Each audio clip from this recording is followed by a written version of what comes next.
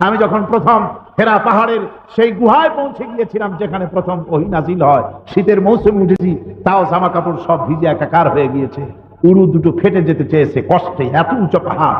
সেই পাহাড়ের গুহার ভিতরে ঢুকে রাসূল করিম সাল্লাল্লাহু আলাইহি ওয়াসাল্লামের কথা মনে হওয়ার আগে, ওই গুহা এমন একটা গুহা যেখানে দুইজন মানুষ জামাতে নামাজ পড়তে পারে, দুইজন মানুষ একসাথে নামাজ পড়তে পারে, একসঙ্গে বসতে পারে, এরকম একটা ছোট্ট গুহা, স্বল্প পরিসর একটি গুহা। ওখানে গিয়ে হুজুরের কথা মনে আসার আগে আমার মনে পড়লো হযরতে উম্মুল মুমিনিন খাদিজাতুল কুবরা রাদিয়াল্লাহু তাআলা আনহার কথা আমার মনে পড়ে গেল। আমার চিন্তা হলো, রাসূল তো পুরুষ মানুষ, প্রতিদিন তার পক্ষে ওঠানামা করা এটা স্বাভাবিক কথা, যখনই খুশি উঠতে পারেন নামতে পারেন, কিন্তু মা খাদিজা প্রতিদিন কষ্ট করে কাফেরদের চোখ এড়ায়া তিনি কি করে এত কষ্ট করে এই খাদ্য পরিবেশন করতেন রাসূল করিম সাল্লাল্লাহু আলাইহি ওয়াসাল্লামের জন্য, ওনার কথাই প্রথম মনে হলো, আর চোখ থেকে দরদর করে পানি পড়তে লাগলো। হযরত খাদিজার কদর করেছেন স্বয়ং আল্লাহ পাক। একদিন রাসূলুল্লাহ বসে আছেন, হযরতে জিবরাইল আসছেন, জিবরাইলের সঙ্গে হুজুর কথা বলছেন। হযরতে জিবরাইল বলছেন, কথাবার্তা শেষ করে হুজুর সাল্লাল্লাহু আলাইহি ওয়াসাল্লামকে বলছেন যে আমি এখন চলে যাই, আমি দেখতে পাচ্ছি খাদিজা আসতেছে আপনার খাবার। খাদিজা যখন আপনার কাছে এসে যাবে আমি বিদায় হচ্ছি। খাদিজা যখন আপনার কাছে পৌঁছে যাবে আপনি খাদিজাকে বলবেন আল্লাহ রাব্বুল আলামিন আমার মাধ্যমে আজকে খাদিজাকে সালাম জানিয়েছেন। আল্লাহর সালামটা বলে আমি জিবরাইলের সালামটাও হযরত খাদিজার কাছে আপনি পেশ করবেন। হযরত জিবরাইল চলে গেলেন। হযরত খাদিজা যখন গুহার ভিতরে প্রবেশ করলেন, হুজুর সাল্লাল্লাহু আলাইহি ওয়াসাল্লাম বললেন, খাদিজা আজকে তোমার জন্য দারুণ সুসংবাদ। তিনি বললেন, আমার জন্য কি সুসংবাদ? হুজুর বললেন, এই মাত্র জিবরাইল চলে গেলেন, জিবরাইল আমাকে বলে গেলেন আল্লাহ পাক তোমাকে সালাম জানিয়েছেন। হযরত খাদিজা ডুকরে কেঁদে উঠলেন আর বললেন, আমার নারী জন্ম সার্থক হয়েছে, আল্লাহ আমাকে সালাম বলেছেন। আমি হে রাসূল আল্লাহর সালামের জবাব কিভাবে দিতে হয় তা তো আমি জানি না। কত বুদ্ধিমতী তিনি, কিন্তু একথা বলেন নাই হুজুর জিবরাইল আসতে বলে দিবেন আমি আল্লাহকে ওয়ালাইকুম আসসালাম বলেছি। না, হুজুর আল্লাহর সালামের জবাব কেমনে দেয় তা তো আমি জানি না। জিবরাইল আসলে যেরকম সালামের জবাব দিলে হয় আপনি আমার পক্ষ থেকে আল্লাহকে সালামের জবাব পাঠাবেন। সুবহানাল্লাহি ওয়া বিহামদিহি। রাসূল করিম সাল্লাল্লাহু আলাইহি ওয়াসাল্লাম তিনিও খাদিজার অবদান, আল্লাহ তার অবদানের কদর করেছেন, আল্লাহ পাক তাকে মর্যাদা দিয়েছেন। এবং রাসূল করিম সাল্লাল্লাহু আলাইহি ওয়াসাল্লাম সারা জীবন খাদিজাকে কখনো ভুলে যান নাই। আয়েশা সিদ্দিকা রাদিয়াল্লাহু তাআলা আনহা বলেছেন, আমাদের বাড়িতে গোশত রান্না খুব কম হতো, ভাগ্যের জোরে কোনোদিন যদি এই দুম্বা বা ছাগল জবাই হতো, হুজুর সাল্লাল্লাহু আলাইহি ওয়াসাল্লাম জবাই করে গোশত ভাগটাক করে ওই গোশতের টুকরা একটা পোটলা বানায়া মদিনায় খুঁজে বেড়াতেন খাদিজার বান্ধবীরা কোথায় আছে, খাদিজার বান্ধবী কোথায় আছে, খুঁজে গিয়ে সেখানে তিনি এই গোশতটুকু দিয়ে আসতেন। হযরতে আয়েশা বলেন, এক রাত্রে আমি হুজুর আমার কাছে শুয়েছিলেন, আমি ঘুমের থেকে জেগে দেখি হুজুর নাই, কোথায় গেলেন খুঁজতে খুঁজতে, তারপরে কোন স্ত্রীর ঘরে গেলেন নাকি, কোন স্ত্রীর ঘরে পেলাম না। তারপরে আমি গেলাম মসজিদ নববীর মধ্যে, যেয়ে দেখি জান্নাতুল বাকির ভিতরে হুজুর হাত তুলে মোনাজাত করছেন, আমিও পিছনে হাত তুললাম, শুনতেছি রাসূলুল্লাহ মোনাজাত করতেছেন বহু দোয়া করে। এক পর্যায়ে আল্লাহর নবী বলতেছিলেন, আয় আল্লাহ রাব্বুল আলামিন, কিয়ামতের ময়দানে যেদিন পিতা তার সন্তানকে হারায় যাবে, যেদিন তার মা তার সন্তানকে পরিচয় দিবে না, সন্তান তার মাকে পরিচয় দিবে না, পিতা তার সন্তানকে পরিচয় দিবে না, কারো পরিচয় সেদিন যে কিয়ামতের ময়দানে থাকবে না, ওই কিয়ামতের ময়দানে, হাসরের ময়দানে আমি যেন আমার খাদিজাকে হারায় না যাই। মুনাজাতের শেষে হযরতে আয়েশা বলছিলেন, হে রাসূল 40 বছর বয়সের এক বুড়ির বিয়ে করছিলেন 25 বছর বয়সে, তার কথা আজও বলতে পারেন না আপনি, কেমন কথা? তার থেকে সুন্দরী মেয়ে, কুমারী মেয়ে বউ হিসেবে আপনি পান নাই। হুজুর বললেন, আয়েশা খাদিজা সম্পর্কে এরকম কথা তুমি কোনোদিন আর বলবে না। তোমরা জানো না, তোমরা সবাই আমার সুদিনের স্ত্রী, আর খাদিজা আমার এমন সময় স্ত্রী ছিল যখন মক্কা নগরীতে আমার পা রাখার জায়গা ছিল না। জীবনের সঞ্চিত সমস্ত সম্পদ উজাড় করে দিয়েছে দিনের রাস্তায়, কত না খেয়ে থেকেছে, একদিনও বলে নাই হুজুর আপনার সঙ্গে বিয়ে হওয়ার পর আজকে আমি না খেয়ে আছি, এমন কথাও কোনোদিন বলেনি। হযরতে খাদিজা বলেছেন, হুজুর আমার ভুল হয়ে গেছে, এমন কথা আর কোনোদিন বলবো না, আমাকে ক্ষমা করে দিন। রাসূল করিম সাল্লাল্লাহু আলাইহি ওয়াসাল্লাম হযরত খাদিজাকে কদর করেছেন, মর্যাদা দিয়েছেন। বলতেছিলাম রাসূল করিম সাল্লাল্লাহু আলাইহি ওয়াসাল্লামের উপরে চরিত্রের কথা বলতেছিলাম। হযরত খাদিজা ঈমান আনলেন। এরপরে একটা পুরুষের উপরে তার চরিত্র কত ভালো প্রথমে জানে তার স্ত্রী, তারপরে জানে তার খাদেম, যে সব সময় তার কাছে থাকে। সে ড্রাইভারও হতে পারে, সে বাড়ির চাকরও হতে পারে, যে সব সময় খবর রাখে, সাথে থাকে, সেই ভালো জানে লোকটার চরিত্র সম্পর্কে। রাসূলের খাদেম ছিলেন হযরত যায়েদ বিন হারিস। হযরত যায়েদ বিন হারিস 15 বছর বয়সের সময় হারায় গিয়া তিনি কুদরত তাকে উঠায় দিল মুহাম্মদ সাল্লাল্লাহু আলাইহি ওয়াসাল্লামের উপরে। সুবহানাল্লাহ বিহামদিহি। কি সৌভাগ্য এই লোকটা! তারপরে বছরের পর বছর চলে যায়, মা বাবার কাছে কোনো খোঁজ নাই, খবর নাই। কোথায় সেই ছেলে খবর পেল যে মুহাম্মদ সাল্লাল্লাহু আলাইহি ওয়াসাল্লামের কাছে মক্কা শরীফে আছে। তারপরে তারা আসলো হুজুরের কাছে, এসে বলছে, শুনলাম আপনার কাছে নাকি, হুজুর তখন নবী হন নাই, আপনার কাছে নাকি আমাদের জায়েদ আছে, আপনি যদি ফিরিয়ে দিতেন। হুজুর বললেন, অবশ্যই, জায়েদকে আমি ডাকি, জায়েদ যদি তোমাদের চেনে আর তোমাদের সাথে যেতে চায় অবশ্যই যেতে পারবে। তবে জায়েদ যদি যেতে না চায়, আমার কাছে থাকতে চায়, আমি এমন লোক না যে কেউ আমার কাছে থাকতে চাইবে আর আমি জোর করে তাকে তাড়াই দেবো, আমি সেরকম লোক না। যেতে চাইলে যেতে দেবো, আর যদি থাকতে চায় সে থাকবে। জায়েদের পিতা বললেন, আপনি ইনসাফের কথা বলেছেন। হযরত জায়েদকে ডাকা হলো। জায়েদ চিনতে পারলেন আমার পিতা, আমার চাচা। তারা বললেন, তুমি চলো, তোমাকে আমাদের, তোমার মা কাঁদতেছে, তোমার বাড়ি ঘর সবকিছু তুমি ফিরে পাবে, তুমি চলো। তিনি বললেন, হযরত জায়েদ তখন বললেন, হ্যাঁ আমার আব্বাজান, গোটা দুনিয়াটা যদি আমাকে দেওয়া হয়, তার বিনিময়ে এই লোকটির কাছে আমি যে ব্যবহার পেয়েছি, যে ভালোবাসা পেয়েছি, যে স্নেহ পেয়েছি, আমি এই লোকটির কদম মোবারক ছেড়ে আমি কোথাও যেতে রাজি নই। এবার চিন্তা করেন, বাপের সাথে যেতে রাজি না, মায়ের সাথে যেতে রাজি না, এই লোকটির কদমের কাছে থাকতে চায়, তাহলে তার ব্যবহারটা কি? যে ব্যবহার সম্পর্কে হযরত আনাস রাদিয়াল্লাহু তাআলা আনহু বলেছেন, 10 বছর খেদমত করেছি রাসূলুল্লাহ। 8 বছর বয়সের সময় খাদেম হয়ে তিনি রাসূলের ঘরে আসছেন, আর সেইখান থেকে নিয়ে 10 বছর পর্যন্ত খেদমত করছেন। কি সৌভাগ্যবানদের হযরত আনাস রাদিয়াল্লাহু তাআলা। আপনারা এই সব ছেলেপেলের এরকম নাম রাখেন সাহাবীদের নামের সাথে মিশাই, আজকে যে কি হাবিজাবি নাম শুরু হয়েছে, ঠিক কিনা? পত্রিকা খুললে দেখা যায় শুভ রহমান, তারপরে কৌশিক আহমদ, সাগর হোসেন, বাতাস খাতুন, অক্সিজেন বেগম, কি সব হাবিজাবি বাংলা ইংরেজি মিশাইয়া সর্বনাশ করছে। সাহাবাই কিরামদের কি আনকমন নাম, কি সুইটেবল নাম, কত সুন্দর নাম। আনাস, আম্মার, যায়েদ, জুবাইর, কি বলেন সুন্দর নাম না? কি সব নাম রাখেন, বরকত হবে। পুরুষের চরিত্র কত ভালো, এর সাক্ষীটা সবচাইতে কে ভালো দিতে পারে? কোন সবচাইতে স্ত্রী ভালো সাক্ষী দিতে পারে। একজন লোক নিজের জেলা ছেড়ে অন্য জেলায় গিয়ে বলতে পারে যে আমি সিরাজুস সালিকিন, মিসবাহুল আরিফিন, তারপরে কুতুবে জামান, হাদিয়ে দাওরান, আমি সব বুজুর্গ ব্যক্তি, তার লোকেরা মুরিদেরা তাকে বহুত ফুলায় ভাবায় বলতে পারে, মুরিদও বানাইতে পারে বহুত। কিন্তু স্ত্রীকে গিয়ে যদি বলে যে বহুত লোক আমার কাছে মুরিদ হয়, তোমার কি হয়েছে, তুমি আমার কাছে মুরিদ হও না, আমি তো একজন পীর, আমার কাছে মুরিদ হও, স্ত্রী তখন বলবে, দেখেন আপনি পীর নাকি এই ধান্দাবাজি অন্য জায়গায় গিয়ে করেন না, আমি খুব ভালো করে বুঝি। স্ত্রীকে ফাঁকি দেওয়া যায় না। স্ত্রী তার স্বামীর ভেতরে এবং বাইরে সবটাই জানে, কথা ঠিক কিনা? সুতরাং স্ত্রী তার স্বামীর জন্য তার জীবনের সমস্ত ভালোবাসা উজাড় করে দিতে পারে, তার স্বামীর জন্য তার সঞ্চিত ধনরাশি যদি কিছু থাকে উজাড় করে দিতে পারে, জীবনটাও দিয়ে দিতে পারে, কিন্তু ঈমান আনতে পারে না, ঠিক কিনা? ঈমান আনতে পারে না স্বামীর উপর, অস্বাভাবিক কথা। এবার দেখুন, রাসূল করিম সাল্লাল্লাহু আলাইহি ওয়াসাল্লাম হেরা গুহা থেকে ফিরে এলেন। হযরতে খাদিজার কাছে এসে তিনি কাঁপতেছিলেন আর বলতেছিলেন, আমাকে তাড়াতাড়ি করে ঢেকে দাও। হুজুর সাল্লাল্লাহু আলাইহি ওয়াসাল্লামের চোখ মুবারক বড় হয়ে গিয়েছিল, শরীর কাঁপতেছিল, গায়ে জ্বর উঠে গিয়েছে। হযরতে খাদিজা তাকে ঢেকে দিলেন আর জিজ্ঞেস করলেন, আবুল কাসিম, আপনার কি হয়েছে, কাঁপছেন কেন, আপনার চেহারায় ভীতির ছাপ কেন?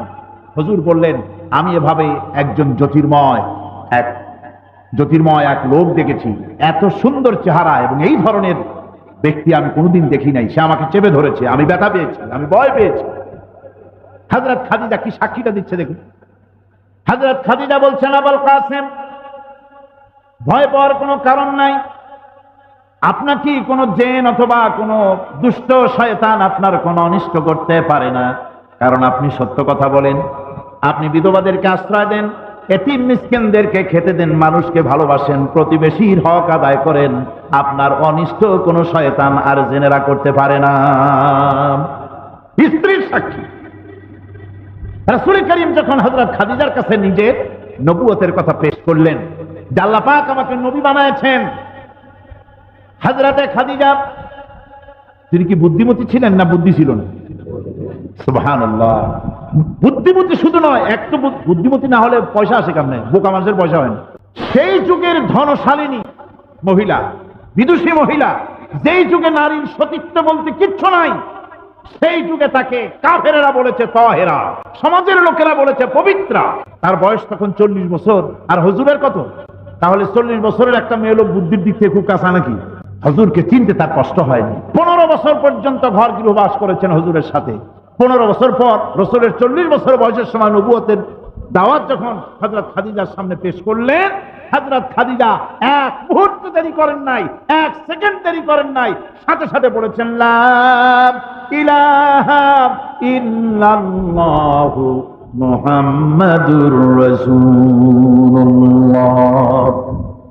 হযরতে খাদিজা বলেছেন, আবুল কাসেম, আমি আগের থেকেও চিন্তা করেছি আপনার যে চরিত্র তা কোনো সাধারণ মানুষের চরিত্র না। বেশক আপনি আল্লাহর নবী, তাতে কোনো সন্দেহ নাই। নবী ছাড়া এত সুন্দর চরিত্র কোনো সাধারণ মানুষের হতে পারে না। হযরতে খাদিজা রাদিয়াল্লাহু তাআলা আনহার অবদান, রাসূলের উপরে কি বিরাট অবদান ছিল। ধনরাশি হযরতে খাদিজার যা ছিল সব উৎসর্গ করেছেন তিনি রাসূল করিম সাল্লাল্লাহু আলাইহি ওয়াসাল্লামের জন্য। নাজিল হতো আর মুহাম্মদ সাল্লাল্লাহু আলাইহি ওয়াসাল্লাম মুখস্থ করতেন, খুব তাড়াহুড়ো করতেন যাতে করে একটি অক্ষরও তিনি ভুলে না যান। আয়াত তো দূরে, কোরআন হচ্ছে আল্লাহ পাকের আখেরি কালাম, হেদায়েতের সর্বশেষ গ্রন্থ। আল্লাহ পাকের পক্ষ থেকে আর কোনো কথা বিশ্ববাসীর জন্য আর আসবে না, এটাই শেষ। এবং এই কোরআন আল্লাহ পাক নাজিল করেছেন তাবিজ তদবির ঝাড়ফুঁকের জন্য নয়, কোরআন নাজিল করেছেন মানুষের ভাগ্যকে সুপ্রসন্ন করার জন্য। কোরআন হচ্ছে সেই মহান আল্লাহ পাকের, যিনি আকাশের মালিক, জমিনের মালিক, গোটা সৃষ্টি জগতের কুল কায়নাতের মালিক। কে তিনি বলুন তো? আল্লাহ পাক, তিনি কোরআন নাজিল করেছেন। এবং এই কোরআন শুধুমাত্র মুসলমানদের জন্য নয়, যেই যুগে নাজিল হয়েছে সেই যুগের মানুষের জন্য নয়। কোরআন এসেছে কিয়ামত পর্যন্ত, পৃথিবীতে যত মানুষ এসেছে আসবে সকলের জন্য আল্লাহ পাক এই কোরআন নাজিল করেছেন। এই জন্য আজকের মাহফিলে যত অমুসলিম হিন্দু ভাইরা এসেছেন, অমুসলিম তো শুধু হিন্দু না, হিন্দু বৌদ্ধ মুসলমান বাদে আর যারা এসেছেন, আমরা কোরআনে কারিমের মাহফিল থেকে তাদেরকে ওয়েলকাম করছি, স্বাগতম জানাচ্ছি। কারণ কোরআন শুধু আমাদের নয়, কোরআন বিশ্ববাসী। সুবহানাল্লাহ বলুন। কোরআন শরীফ হেদায়েত করতে পারেন কে? আল্লাহ পাক। নবীরাও পারেন না, বিশ্বাস করুন, নবীরাও হেদায়েত করতে পারেন না। ইন্নাকা লা তাহদি মান আহবাবতা। হে রাসূল, আপনি যাকে পছন্দ করেন, ভালোবাসেন, পছন্দ করেন হেদায়েত হোক, আপনি হেদায়েত করতে পারবেন না। কার কথা? আল্লাহ। হেদায়েতের মালিক কে? আল্লাহ। আল্লাহ আল্লাহ, তিনি হচ্ছেন হেদায়েতের মালিক। নবীরা, আম্বিয়া আলাইহিমুস সালাম, সাহাবায়ে কেরাম, উলামায়ে কেরাম, তানারা হচ্ছেন ইরাতুত তারিক, ওনারা রাস্তা দেখাতে পারেন। আর ঈসা আলিলাল মাতলুব, টার্গেটে হেদায়েতে পৌঁছে দেওয়ার মালিক হচ্ছেন একমাত্র আল্লাহ সুবহানাহু ওয়া তাআলা। প্রত্যেক দিন প্রতি নামাজের প্রতি রাকাতে আমরা এই হেদায়েত আল্লাহর কাছে চাই। কার কাছে? আমরা সূরা ফাতিহার ভিতরে প্রতি রাকাতের মধ্যে আল্লাহ রাব্বুল আলামিনের কাছে আল্লাহর শেখানো ভাষা দিয়ে আমরা হেদায়েত চাই। ইহদিনাস সিরাতাল মুস্তাকিম পড়েন। ইহদিনাস সিরাতাল মুস্তাকিম সিরাতাল্লাযীনা আন'আমতা আলাইহিম গায়রিল মাগদুবি আলাইহিম ওয়ালাদ-দাল্লিন।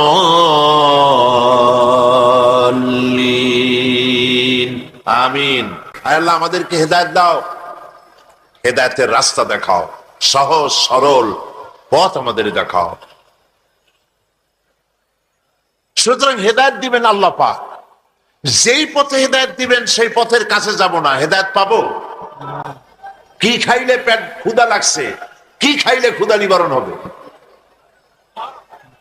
সোজা কথা, তা বলতে আবার শরম করে নাকি? ভাত রুটি এগুলো খাইলেই তো পেট ভরবে। ক্ষুধা লেগেছে, যা খেলে পেট ভরবে তার কাছে যাব না। আমার মতো পাগল আর কেউ হবে নাকি? তৃষ্ণা লেগেছে, কি পান করলে পিপাসা মিটবে? সেই পানির বাড়ির দ্বারও যাব না। যে কাজ করবে তার মতো পাগল আর আছে নাকি? হেদায়েতের জন্য ঘুরে বেড়াবো রাস্তায় রাস্তায়, বাড়ি বাড়ি, অথচ হেদায়েতের মূল কিতাবের কাছে আসবো না। আমার হেদায়েত কেমনে হবে? কথা বুঝে আসছে? সুতরাং হেদায়েতের জন্য আসতে হবে কোথায়? কোরআনের কাছে। আর হেদায়েত পাওয়া যত কঠিন, হেদায়েতের উপরে টিকে থাকা তার থেকেও। এই জন্য রব্বুল আলামিন একটি দোয়া শিখায় দিয়েছেন, বান্দা আমার কাছে হেদায়েতের জন্য, হেদায়েতের উপরে টিকে থাকার জন্য দোয়া করো।